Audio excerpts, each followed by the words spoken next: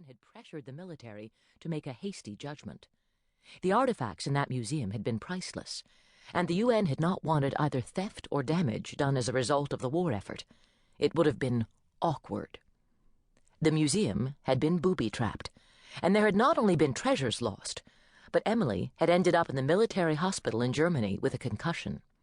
Like Joel, she was now wary about trusting any reports of peace in any region.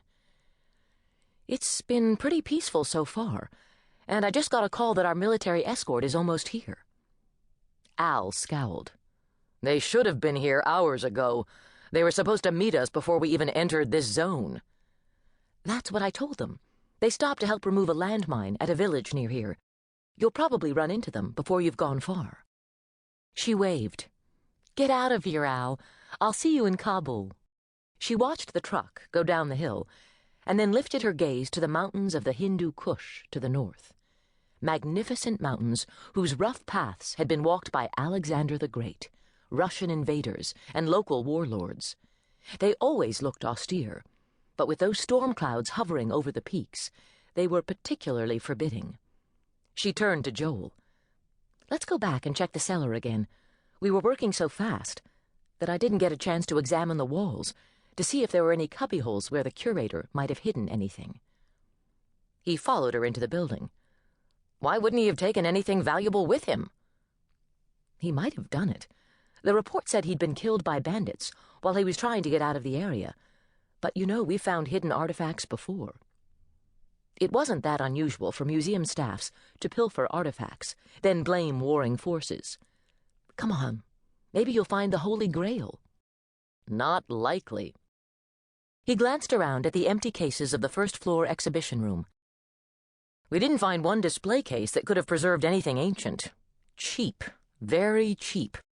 I can't figure out why they even had a museum out here in the boondocks. There's only a little village in the valley, and that's practically deserted after all the bandit activity in the area. That had puzzled Emily, too. The area had just been opened to the UN after a violent year of bandit and Taliban activity. It was strange that the museum had appeared to be untouched by the violence taking place around it, but perhaps stranger that it existed here at all. I was told the museum was funded by Aman Nemid, a member of the National Council who was born in that village. He's very proud of it.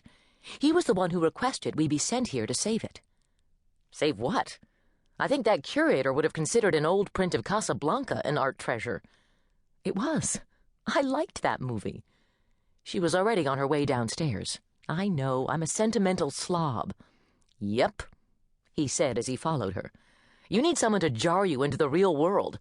I can't understand why you're not a cynical, hard-bitten shrew, considering the job you do. Her brows rose. You mean I'm not? What a concession coming from you. Well, I have to keep you in line.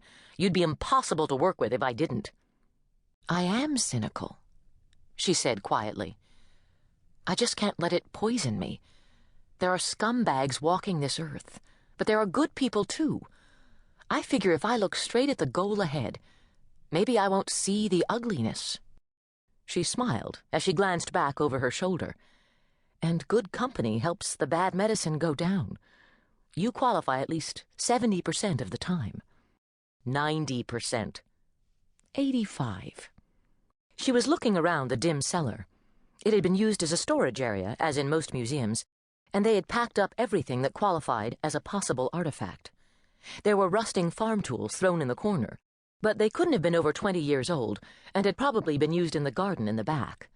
The few wooden storage boxes piled across the way had already been searched and deemed not worth transporting. You check that wall. I'll do this one. If you see any cracks, any thickness that might conceal a compartment, give a shout. I know the procedure. Joel moved toward the wall and turned on his flashlight.